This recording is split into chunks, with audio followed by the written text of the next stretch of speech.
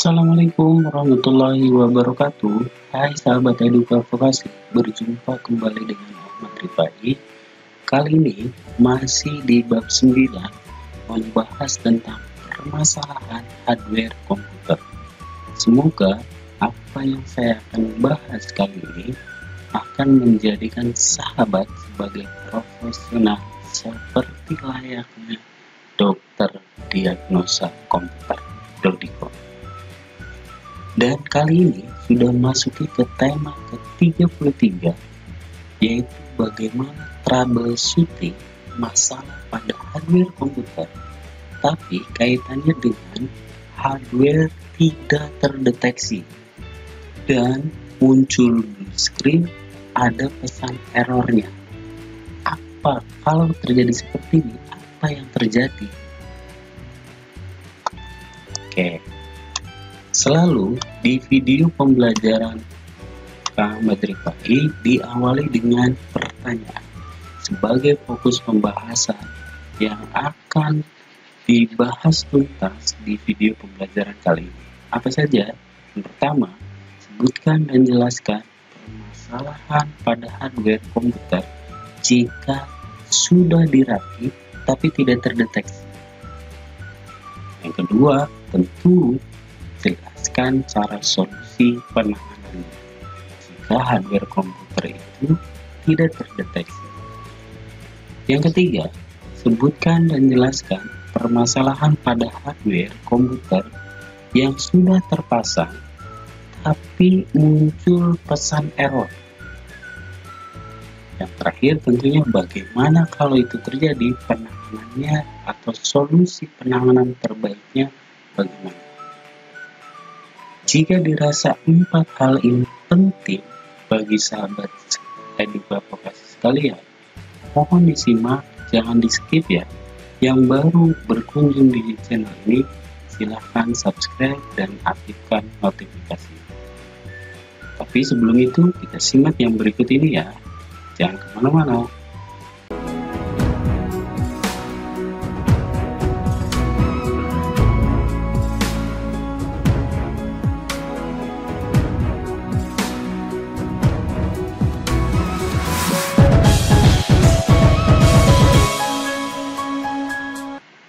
Hai sahabat Eduka Vokasi, sudah siap ya belajar dengan saya? Mari kita simak video ke tema kali ini. Jenis-jenis masalah hardware tidak terdeteksi.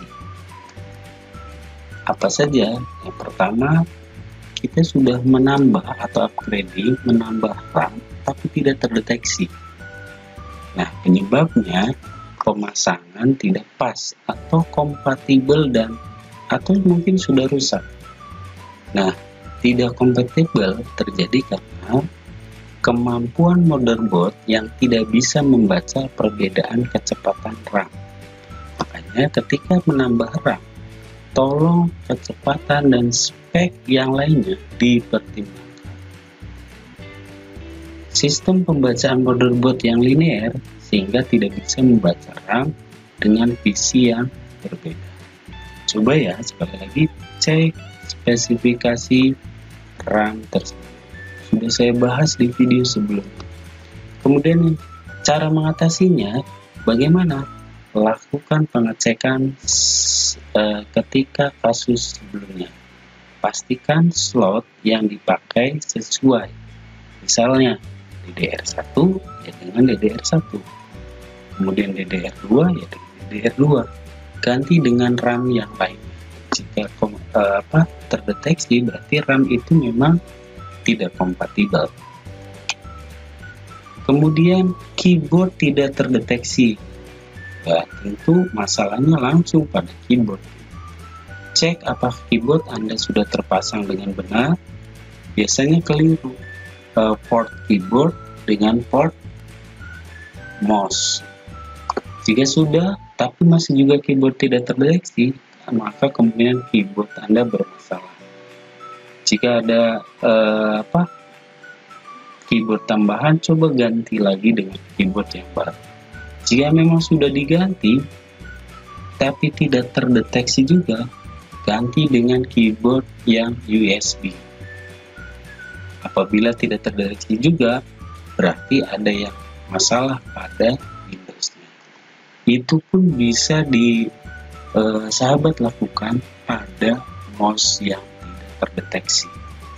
Itu bisa terjadi hardware atau software. Kita cek dulu urutan hardware-nya seperti tadi. Kalau memang sudah dilakukan dan tidak terdeteksi juga, berarti masalahnya ada pada software. Bisa terjadi pada sistem operasinya. Jelas ya sampai sini ya. Kemudian CD-ROM atau apapun perangkat drive-nya yang kaitannya dengan optical drive tidak dapat berfungsi. Nah, ini ada kemungkinan belum terinstall dengan baik drivernya atau CD hardware tersebut yang rusak, atau optical drive-nya yang rusak, atau sistem operasi tidak dapat bekerja optimal, atau PC terinfeksi virus juga bisa. Jadi itu ya penyebab. Cara mengatasinya, cek kembali dengan teliti komponen mana yang mengalami kerusakan. Bisa kabel, bisa hardware tersebut, bisa juga di motherboard atau port yang digunakan untuk menghubungkan hardware optical drive tersebut. Kemudian jalankan antivirus, bisa untuk mencegah, jaga-jaga barangkali itu terinfeksi virus. Bila sudah dipastikan faktor penyebabnya, maka lakukan penggantian atau tindakan perbaikan yang terjadi masalah tadi. Semoga bisa membantu ya. Kemudian soundcard baru tidak terdeteksi. Crash dan soundcard yang lama. Ini biasanya kita sudah pernah install ataupun pakai onboard, kemudian kita baru. Itu biasanya silahkan cek driver soundcard yang baru tersebut. Kemudian yang keenam, menambah perangkat baru tapi tidak terdeteksi oleh BIOS. Mungkin penyebabnya BIOS gagal mengenal perangkat yang terpasang. Kemungkinan cara mengatasinya, kemungkinan besar BIOS yang sudah kuno tidak terupdate sehingga tidak dapat mendeteksi hardware yang baru. Maka segera update BIOS. Tapi ingat, update BIOS harus hati-hati. Sudah dibahas di video sebelumnya. Kemudian permasalahan hardware komputer kaitannya jika muncul pesan error. Nah, kaitannya dengan CPU atau BIOS prosesor, ini pesan error. Suspected kernel mode threat. Kemudian ada kode machine check exception. Biasanya overlock hardware yang berlebihan, komponen komputer yang kepanasan, overheat, kemudian BIOS-nya korup, atau memori dan CPU yang cacat. Jadi itu ya. Periksa kembali settingan overlock. Kalau memang sering dilakukan overlock tuh mengangkat kinerja CPU di ambang batas, dimaksimalkan, jadi sehingga overheatnya berlebihan. Pastikan device dapat dikenali oleh BIOS. Bersihkan memori dan RAM pakai stick dan karet penghapus supaya maksimal RAM ini kinerja. Itu ya. Kemudian selanjutnya berhubungan dengan masalah RAM. Biasanya muncul pesan errornya page fault in non-page area, atau data bus error, atau pen list korup. Ini kerusakannya biasanya kaitannya dengan kalau tidak memori video card atau memori yang ada di prosesor L2 case. Jadi cek satu persatu antara memori, VGA atau prosesor. Ya, bisa langkah selanjutnya, cabut memori, bersihkan dulu slotnya, pasang kembali. Jika belum ada perubahan, berarti ganti saja RAM. Itu ya. Kemudian kaitannya dengan hard disk. Nah, ini pesan errornya biasanya NTFS file system atau FAT file system error. Kemudian inaccessible boot device allow disk space.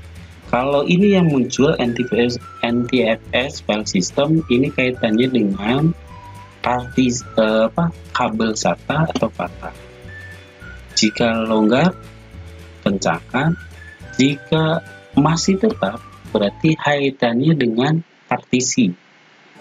Bisa dicek di tool chkdsk.exe. Atau kaitannya kalau inaccessible boot device, ini biasanya virus boot sector, driver IDE, atau kesalahan driver chipset. Makanya periksa jumper hard disknya, apakah sudah berada pada posisi yang benar atau tidak. Lagi-lagi scan selalu dengan antivirus. Jika cara di atas tidak bisa, maka install ulang OS. Kemudian jika allow disk space, berarti kapasitasnya sudah penuh. Ini biasanya banyak data-data yang tersimpan sesuai kapasitas ininya hampir penuh. Jika masih muncul pesan tersebut, sebaiknya Anda mengganti hard disk dengan kapasitas yang lebih besar. Kaitannya dengan driver, video driver init failure, biasanya uninstall driver dan restart, install kembali drivernya. Kaitannya dengan driver. Atau ERKL not less or equal, masalah driver juga yang tidak cocok pada video card. Buka device manager, uninstall driver VGA-nya, install kembali. Atau bad pull color, driver yang tidak kompatibel. Ini juga sama kaitannya dengan driver.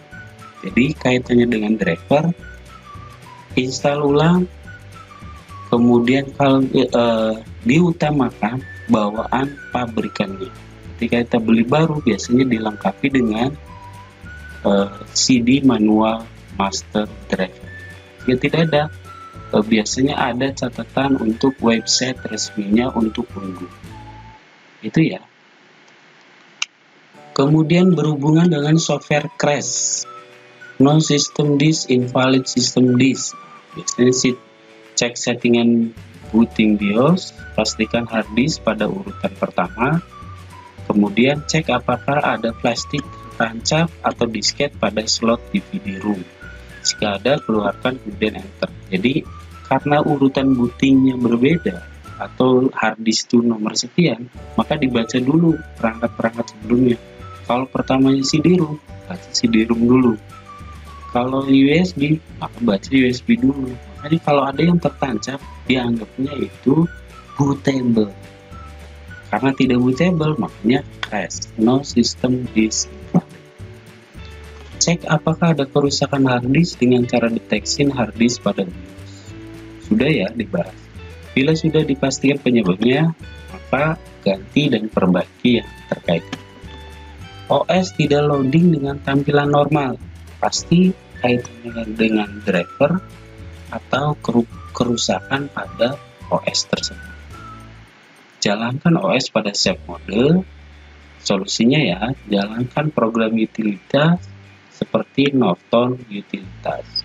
Bila tidak bisa dengan cara di atas, lakukan install ulang saja OS-nya. Itu saja sahabat Eduka Vokasi. Sekali lagi, ini bukan referensi utama, masih banyak referensi-referensi lain. Silahkan sebagai pembanding.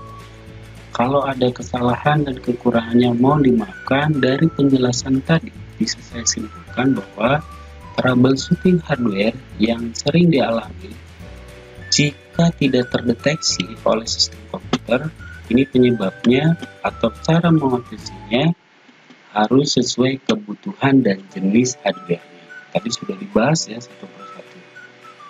Dan yang kedua, permasalahan pada hardware komputer terkadang muncul ditandai pesan error. Nah, ini harus teliti. Apakah ini maksudnya masalah A atau masalah B? Tadi sudah bahas satu persatu. Semoga bermanfaat. Sekali lagi, sebelum saya tutup di video pembelajaran ini, sebagai ciri khas di channel Kang Ahmad Ripai, saya akan tutup dengan satu kalimat inspiratif. Satukan tekad pada visi, fokuskan langkah melalui misi, hilangkan kesombongan diri, hargai sekecil apapun potensi diri, barulah kalian bisa berkolaborasi. Semoga bermanfaat. Sekali lagi, terima kasih atas perhatian dan supportnya. Tetap semangat belajar ya. Saya Ahmad Ripai, cukupkan. Mohon maklum atas ketidaksempurnaan. Salam guru berbagi, salam sahabat edukasi SMK Bisu. Assalamualaikum warahmatullahi wabarakatuh.